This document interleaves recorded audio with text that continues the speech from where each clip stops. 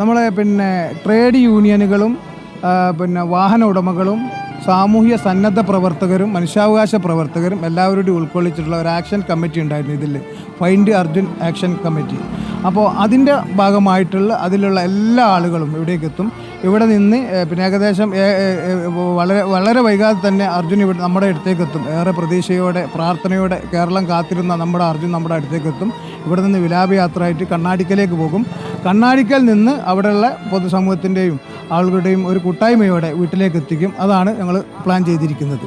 ഞങ്ങൾ രാവിലെ ഇവിടെ വന്ന സമയത്ത് തന്നെ ഓരോ ആളുകളും ചോദിക്കുന്നുണ്ട് എപ്പോഴാണ് അർജുൻ ഇവിടെ എത്തുക എന്ന് ചോദിക്കുന്നുണ്ട്. അങ്ങനെ വാഹനത്തിൽ ദേശീയപാതയിലൂടെ പോകുന്ന ആളുകൾ വരെ അർജുൻ എപ്പോൾ ഇവിടെ എത്തും ഒന്ന് അവസാനമായി ഒന്ന് കാണാൻ വേണ്ടിയാണ് ആളുകൾ ചോദിക്കുന്നത്. അതുപോലെ തന്നെ മറ്റ് ജില്ലകൾ, തൃശ്ശൂർ ജില്ലയിൽ നിന്ന് മലപ്പുറം ജില്ലയിൽ നിന്നൊക്കെ തന്നെ വന്ന ആളുകൾ. ചേട്ടാ എവിടെ നിന്ന് വരുന്നത്?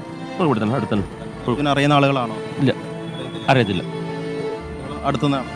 അടുത്താണ്. അർജുനെ അറിയുന്ന ആളുകളൊന്നുമല്ല, പക്ഷേ അർജുൻ്റെ ആ സുഹൃത്തിനോടുള്ളൊരു അനുഭവം വന്നത്.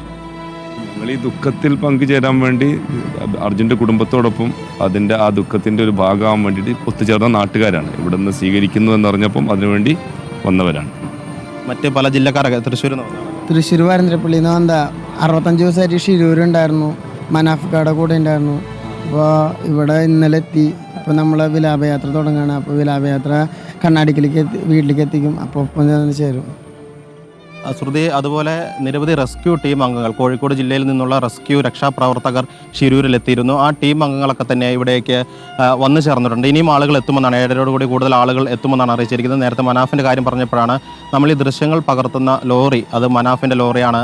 കാരണം ഈ അർജുനെ കണ്ടെത്താൻ വേണ്ടി അവസാന നിമിഷം വരെ മനാഫ് അവിടെ നിന്നിരുന്നു. അവസാനം ഈ യാത്ര അർജുൻ ചെയ്യുന്ന സമയത്ത് അതിനുവേണ്ട സജ്ജീകരണങ്ങൾ പോലും മനാഫ് ഇവിടെ ഒരുക്കിയിട്ടുണ്ട്. നമ്മൾ ദൃശ്യമാധ്യമ പ്രവർത്തകർക്കൊക്കെ തന്നെ ഇവിടെ കയറി നിന്ന് ദൃശ്യങ്ങൾ എടുക്കാനുള്ള സൗകര്യങ്ങൾ പോലും അദ്ദേഹം ചെയ്തു നൽകിയിട്ടുണ്ട്. അങ്ങനെ അർജുനെ പൂർണ്ണ ബഹുമതികളോടുകൂടി യാത്രയാക്കാൻ വേണ്ടി നാട് ഒരുങ്ങിയിരിക്കുകയാണ്. പല ജില്ലകളിൽ നിന്ന് ആളുകൾ ഇപ്പോൾ ഇവിടെ എത്തിക്കൊണ്ടിരിക്കുകയാണ്. ഇവിടുന്ന് അടുത്ത് തന്നെയാണോ? ഞങ്ങൾ ഫൈൻഡ് ആക്ഷൻ കമ്മിറ്റിയുടെ ചെയർമാനാണ് പരാണ്ടി മനോജ്. ഞങ്ങളിന്ന് രാവിലെ 4 മണി മുതൽ ഇവിടെ ഉണ്ട്. അർജുനെ ഒരു നോക്ക് കാണാൻ വേണ്ടി ജില്ലയുടെ നാനാഭാഗത്തു നിന്ന്, സംസ്ഥാനത്തിൻ്റെ പല ഭാഗത്തു നിന്ന് ആളുകളിവിടെ എത്തിക്കൊണ്ടിരിക്കുകയാണ്. മോട്ടോർ തൊഴിലാളികൾ, ലോറി ഉടമകൾ എല്ലാവരും ഉണ്ട്. അർജുനൊപ്പം ജോലി ചെയ്തവരൊക്കെ വരുന്നുണ്ട്. അർജുൻ്റെ ഒപ്പം ജോലി ചെയ്തവരുണ്ട്. അർജുന നേരത്തെ നാട്ടിൽ പണിയെടുത്ത കാലത്ത് അന്ന് പ്രവർത്തിച്ച എല്ലാ വിഭാഗം ആളുകളും ഇവിടെ എത്തിച്ചേർന്നുകൊണ്ടിരിക്കുകയാണ്. ഇതുപോലെ ഒരു ബാഡ്ജ്, അർജുൻ്റെ ചിത്രമുള്ള ഒരു ബാഡ്ജ് ധരിച്ചാണ് ആളുകൾ ഈ വിലാപയാത്രയുടെ ഭാഗമാകുന്നത്. ഈ തൊട്ടടുത്തുള്ള ആളാണ് കേട്ടോ? ഞാൻ അവിടെ അടുത്തുള്ള കുട്ടികൾ ഉൾപ്പെടെ വന്നിട്ടുണ്ട്. ഇവിടെ അടുത്താണോ? ചേട്ടൻ അറിയായിരുന്നോ? ഉപ്പൻ്റെ ഫ്രണ്ടാ? എൻ്റെ ഫ്രണ്ടാണോ? ഞാൻ പുറക്കാടി ഡ്രൈവറാണ്. അർജുൻ അറിയായിരുന്നോ? അർജുന നല്ല ചങ്ങയായിരുന്നു, നമ്മളെ വേണ്ടപ്പെട്ട ചങ്ങയായിരുന്നു. ചേട്ടൻ ലോറി ഡ്രൈവറാണോ? അല്ല, ഞാൻ എല്ലാത്തിലും പോകും, എല്ലാ വണ്ടിയിലും പോകും. അർജുനെ കണ്ടുപരിചയമുണ്ട്. 94 മീറ്റർ ഡ്രൈവറാണ്. അപ്പോൾ എല്ലാവരും നല്ല കമ്പനിയാണ്. അപ്പോൾ ഓന് പറപ്പ് വരുന്നു കാണുന്നതായിട്ടങ്ങനെ ഓനെയും കൂട്ടി വന്നതാണ്. മനസ്സിൽ ഭയങ്കര സങ്കടം. പേര് പറയുമ്പോൾ ഒക്കെ മനസ്സിൽ ഭയങ്കര സങ്കടം എന്നറിയാം. മോൻ്റെ പേര് ഉച്ചരിക്കുന്നത്.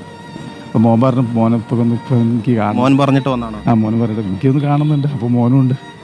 മോന് മദ്രസ പോകണമല്ലോ. അപ്പോൾ 6 മണിക്ക് എത്തുന്നിട്ടാണ് പറഞ്ഞത്. 7:30 എത്തുമെന്ന് പറഞ്ഞു. അപ്പോൾ എന്താ പറയുക, വാക്കുകളില്ല. മോനെ പറ്റി പറയാനേ വാക്കുകളില്ല എന്നറിയാം.